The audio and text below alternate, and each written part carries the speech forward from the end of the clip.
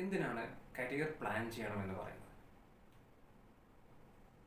ഇപ്പോൾ നിലവിൽ നമ്മുടെ വിദ്യാർത്ഥികൾ രക്ഷിതാക്കളൊക്കെ ചെയ്തുകൊണ്ടിരിക്കുന്ന ഒരു കാര്യം, SSLC അല്ലെങ്കിൽ +2 റിസൾട്ട് വരുന്നു. SSLC റിസൾട്ട് വന്നതിന് ശേഷം എത്ര A+ ഉണ്ടോ എന്നുള്ളതിന് അനുസരിച്ചാണ് നമ്മുടെ സ്ട്രീമിൻ്റെ സെലക്ഷൻ നടത്തുന്നത്. ഈ രീതിയിലല്ല കാര്യങ്ങൾ ചെയ്യേണ്ടത്. ഫുൾ A+ ഉള്ള ആളുകൾ സയൻസ് എടുക്കുകയും അല്ലാത്തവർ കൊമേഴ്സ് എടുക്കുകയും കുറച്ചും കൂടെ A+കൾ കുറഞ്ഞ ആളുകൾ ഹ്യൂമാനിറ്റീസ് എടുക്കുക. ഈ ഒരു രീതിയിലാണ് ഇപ്പോൾ നമ്മുടെ കുട്ടികളൊക്കെ സ്ട്രീം സെലക്ട് ചെയ്തുകൊണ്ടിരിക്കുന്നത്. തീർച്ചയായിട്ടും അതല്ല ശരിയായിട്ടുള്ള രീതി. ശരിക്കും നമ്മൾ ഈ കരിയർ പ്ലാൻ ചെയ്യുക എന്ന് പറഞ്ഞാൽ നമ്മൾ എന്ത് പഠിക്കണം, എന്താണ് നമ്മൾ പഠിക്കേണ്ടത്, എവിടെയൊക്കെ പഠിക്കണം, ഏത് ഇൻസ്റ്റിറ്റ്യൂട്ടിലാണ് നമ്മൾ പഠിക്കേണ്ടത് എന്നുള്ള രീതിയിൽ നമ്മൾ അതിനെ പ്ലാൻ ചെയ്യേണ്ടതുണ്ട്. അപ്പോൾ നമ്മൾ ഓരോരുത്തരുടെയും കഴിവുകളാണ് അതിൽ വലിയ പ്രാധാന്യം. നമ്മുടെ കഴിവുകൾക്കനുസരിച്ചാണ് ഓരോ വ്യക്തിയും വ്യത്യസ്തമാണ്. നമ്മൾ മറ്റൊരാൾക്ക്, നമ്മുടെ സുഹൃത്തിന് ചെയ്യാൻ പറ്റുന്ന എല്ലാ കാര്യങ്ങളും നമുക്ക് ചെയ്യാൻ പറ്റില്ല. നമുക്ക് ചെയ്യാൻ പറ്റുന്ന എല്ലാ കാര്യങ്ങളും നമ്മുടെ സുഹൃത്തിന് പോലും ചെയ്യാൻ പറ്റില്ല.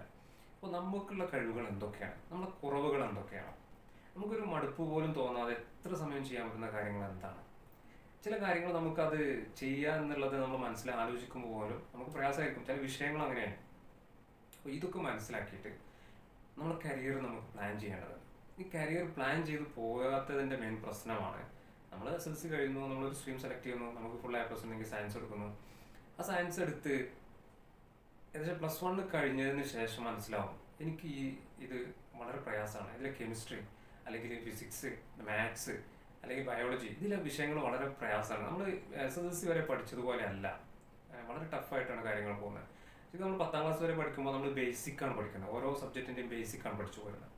നമ്മൾ +1 മുതൽ ഓരോ സബ്ജക്റ്റിൻ്റെയും ഡീപ്പായിട്ട് കാര്യങ്ങൾ പഠിക്കാൻ തുടങ്ങണം. അപ്പോൾ നമുക്ക് നമ്മൾ ഉദ്ദേശിച്ച രീതിയിലായിരിക്കില്ല കാര്യങ്ങൾ പോകാം. ആ വൈകി നമുക്ക് തോന്നുന്ന ആ ഒരു തിരിച്ചറിവ്, അതുകൊണ്ട് നമുക്ക് വരുന്ന പ്രശ്നം വളരെ വലുതാണ്. SSLC കഴിഞ്ഞ ഉടനെ നമ്മളൊരു വർഷം അല്ലെങ്കിൽ 1.5 വർഷം ഒരു സബ്ജക്റ്റ് പഠിച്ചതിന് ശേഷമാണ് നമുക്ക് തോന്നുന്നത് ഇത് പ്രയാസമാണെന്നുള്ളത്, നമുക്കിത് പറ്റിയതല്ല എന്നുള്ളത്. ഇത് നേരത്തെ തന്നെ മനസ്സിലാക്കി നമ്മളൊരു ഹൈസ്കൂൾ ലെവലിൽ തന്നെ നമ്മളെ ഇഷ്ടങ്ങളും നമ്മളെ ഇഷ്ട സബ്ജക്റ്റുകളും നമ്മളെ കരിയർ എങ്ങനെയാണ്, നമ്മൾ എന്താണ്, ഏത് ജോബ് റോളിലേക്കാണ് എന്നെ ഏറ്റവും കൂടുതൽ പറ്റുക, അല്ലെങ്കിൽ എനിക്ക് ഏറ്റവും ആപ്റ്റ് ആയിട്ടുള്ള ജോബ് റോൾ ഏതാണ്, ഇത്തരമുള്ള കാര്യങ്ങൾ മനസ്സിലാക്കി കഴിഞ്ഞാൽ അതിനനുസരിച്ച് നമുക്ക് പഠിച്ചു പോകാൻ പറ്റും. തീർച്ചയായിട്ടും നമ്മൾ ചെയ്യേണ്ടത് അതാണ്. നമുക്കറിയാം പല എൻട്രൻസ് എക്സാമുകളിലും നമ്മൾ കേരളത്തിലുള്ള ആളുകൾ വളരെ പെർസെൻറ്റേജ് കുറവാണ്. ഇതിൻ്റെ പ്രധാനപ്പെട്ട കാരണം നമുക്ക് ഈ A+കൾ മാത്രമേ നമ്മൾ ആലോചിക്കുന്നുള്ളൂ. നമ്മളൊരു കോമ്പറ്റേറ്റീവ് എക്സാമിന് തയ്യാറെടുപ്പോ അല്ലെങ്കിൽ അതിന് പറ്റുന്ന രീതിയിൽ നമ്മൾ മുന്നേ ഒരുങ്ങി നമ്മൾ പോകുന്നില്ല. നമ്മൾ SSLC റിസൾട്ട് വരുന്നത് വരെ, റിസൾട്ട് വന്ന അന്നാണ് നമ്മൾ +2ന് ഏത് സ്ട്രീം സെലക്ട് ചെയ്യണം എന്നുള്ളതിനെ കുറിച്ച് ആലോചിക്കുന്നത്. ഒരിക്കലും അതല്ല ചെയ്യേണ്ടത്. അത് വളരെ വലിയൊരു അബദ്ധമാണ് നമ്മൾ ചെയ്യുന്നത്. അപ്പോൾ രക്ഷിതാക്കളും വിദ്യാർത്ഥികളും മനസ്സിലാക്കേണ്ട ഒരു കാര്യം, ഇത് നേരത്തെ, എത്ര നേരത്തെ നമുക്കിത് മനസ്സിലാക്കാൻ പറ്റുന്നോ അത്രയും നമുക്ക് സമയവും നമ്മുടെ പണവും നമുക്ക് ലാഭിക്കാൻ പറ്റും.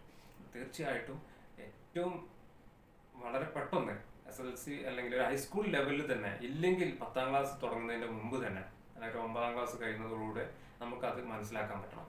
അല്ല, ഇനി അത് SSLC റിസൾട്ട് വന്ന ആളുകളാണ് ഈ വീഡിയോ കാണുന്നതെന്നുണ്ടെങ്കിൽ തീർച്ചയായിട്ടും അവർ ഇപ്പോഴെങ്കിലും നമുക്ക് ആ ഒരു മേഖല, എൻ്റെ ഇൻട്രസ്റ്റ് എന്താണ്, എനിക്ക് എൻ്റെ ഒരു കരിയർ ഇൻട്രസ്റ്റ് എന്താണ് എന്നുള്ളത് മനസ്സിലാക്കി, ഒരു ജനറൽ ഇൻട്രസ്റ്റിൻ്റെ പുറത്തല്ല നമ്മളൊരു സബ്ജക്റ്റും തിരഞ്ഞെടുക്കേണ്ടത്. കരിയർ ഇൻട്രസ്റ്റ് എന്താണ് എന്ന് മനസ്സിലാക്കിയിട്ടായിരിക്കണം നമ്മൾ അതിന് വേണ്ട തയ്യാറെടുപ്പ് നടത്താൻ. ഇതിനൊരുപാട് മാർഗങ്ങളുണ്ട്. ഈ മാർഗങ്ങളെക്കുറിച്ച് തീർച്ചയായിട്ടും നമ്മൾ ഓരോ എപ്പിസോഡുകളിൽ നെക്സ്റ്റ് നമ്മൾ ചർച്ച ചെയ്യുന്നതാണ്.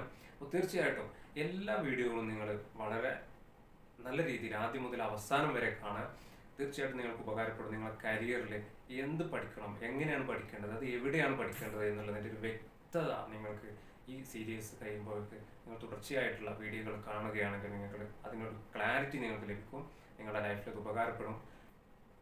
ഓരോ രക്ഷിതാവും ഓരോ വിദ്യാർത്ഥിയും മനസ്സിലാക്കേണ്ടത്, നമ്മൾ എത്രയും പെട്ടെന്ന് നമ്മളെ കഴിവുകൾ എന്താണ്, അല്ലെങ്കിൽ നമുക്ക് ആപ്റ്റായ കാര്യങ്ങൾ എന്താണ്, എനിക്ക് പറ്റുന്ന സബ്ജക്റ്റ്, അല്ലെങ്കിൽ ഞാൻ ഏത് കരിയറാണ് ഞാൻ സെലക്ട് ചെയ്യേണ്ടത് എന്നുള്ളതിനെ കുറിച്ച് പ്ലാൻ ചെയ്യാൻ വേണ്ട കാര്യങ്ങൾ ചെയ്യുക എന്നുള്ളതാണ്. നമ്മളൊരു യാത്രക്ക് തയ്യാറെടുക്കുകയാണെന്നുണ്ടെങ്കിൽ നമ്മളതിന് വളരെ മുന്നേ തന്നെ നമ്മൾ ട്രെയിനിലാണോ പോകുന്നത്, അതല്ല നമ്മൾ പ്ലെയിനിലാണോ പോകുന്നത്, അതല്ല നമ്മൾ സ്വന്തം വാഹനം ഉപയോഗിച്ചാണോ പോകുന്നത്, നമ്മൾ അതിനൊരു തയ്യാറെടുപ്പ് നമ്മൾ നടത്തും. ഏത് റൂട്ടിലൂടെ പോകണം, എവിടെയൊക്കെ നമ്മൾ എന്ന സമയത്ത് എത്തും, നമ്മൾ ഉദ്ദേശിക്കുന്ന സമയത്ത് അവിടെ എത്തുമോ, ഇല്ലെങ്കിൽ അതിനനുസരിച്ച് നമ്മൾ സമയക്രമം നടത്തും. അല്ലെ? ഈ രീതിയിൽ നമുക്കൊരു യാത്രക്ക് ഒരു ചെറിയൊരു യാത്രക്ക് നമ്മൾ പ്ലാൻ തയ്യാറാക്കും. ഒരു മുൻകൂട്ടി ഒരു പ്രിപ്പറേഷൻ നമ്മൾ നടത്തും. പക്ഷെ നമ്മുടെ ലൈഫിലെ ഏറ്റവും പ്രധാനപ്പെട്ട ഒരു കാര്യത്തിന് നമ്മൾ മുൻകൂട്ടി പ്ലാൻ ചെയ്യാൻ തയ്യാറാകുന്നില്ല എന്നുള്ളതാണ് വളരെ സങ്കടകരമായ അവസ്ഥ. അപ്പോൾ തീർച്ചയായിട്ടും രക്ഷിതാക്കളും വിദ്യാർത്ഥികളും മനസ്സിലാക്കേണ്ടത് ഇതൊരു യാത്ര തുടങ്ങുന്നതിന്റെ തൊട്ട് തലേ ദിവസം അല്ലെങ്കിൽ നമ്മൾ ഇന്നിപ്പോൾ പോകണം എന്ന് ഉദ്ദേശിക്കുമ്പോൾ തയ്യാറെടുക്കേണ്ടതല്ല. തീർച്ചയായിട്ടും നമ്മൾ പോകേണ്ട യാത്രയുടെ ഡേറ്റും കാര്യങ്ങളും നമുക്ക് എത്തേണ്ട സമയമൊക്കെ നമുക്കറിയാം.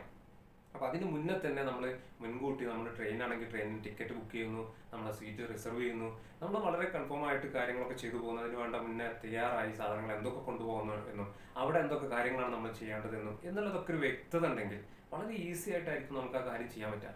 അല്ലാതെ നമ്മൾ തൊട്ട് തലേ ദിവസം അല്ലെങ്കിൽ ആ പോകുന്ന സമയത്ത് നമ്മൾ ശ്രദ്ധിച്ചു കഴിഞ്ഞാൽ നമുക്ക് സംഭവിക്കുന്ന കാര്യം, നമുക്ക് യാത്ര ചെയ്യുന്ന സമയത്ത് വാഹനത്തിന് അല്ലെങ്കിൽ ട്രെയിനിൽ ടിക്കറ്റ് കിട്ടിയില്ല എന്ന് വരാം, സീറ്റ് റിസർവ് ചെയ്യാൻ പറ്റില്ല എന്ന് വരാം. അപ്പോൾ അതുകൊണ്ടൊക്കെ ഉണ്ടാകുന്ന ബുദ്ധിമുട്ടുകൾ വളരെ വലുതാണ്. നമുക്ക് പണം നഷ്ടവും സമയം നഷ്ടവും അതുപോലെ തന്നെ നമുക്ക് ഒരുപാട് എഫേർട്ട് എടുക്കേണ്ടി വരും. ഇതുപോലെ തന്നെയാണ് ഇതിൽ വലിയ പ്രയാസമായിരിക്കും നമ്മുടെ ലൈഫിലെ ഒരു വലിയ പ്രധാനപ്പെട്ട കാര്യമാണ് നമ്മുടെ കരിയർ എന്നുള്ളത്. അപ്പോൾ അത് പ്ലാൻ ചെയ്ത് മുന്നോട്ട് പോയി കഴിഞ്ഞാൽ വളരെ ഈസി ആയിട്ട് ഇപ്പോൾ പറയുന്ന ഒരു പ്രശ്നങ്ങളും ഇല്ലാതെ നമുക്ക് ഓപ്പർച്യൂണിറ്റികളും വളരെ വലുതാണ്. നമ്മുടെ കേരളത്തിൽ തന്നെ നമ്മുടെ തൊട്ട് മുന്നിൽ തന്നെ ഓപ്പർച്യൂണിറ്റികൾ വളരെ വലുതാണ്.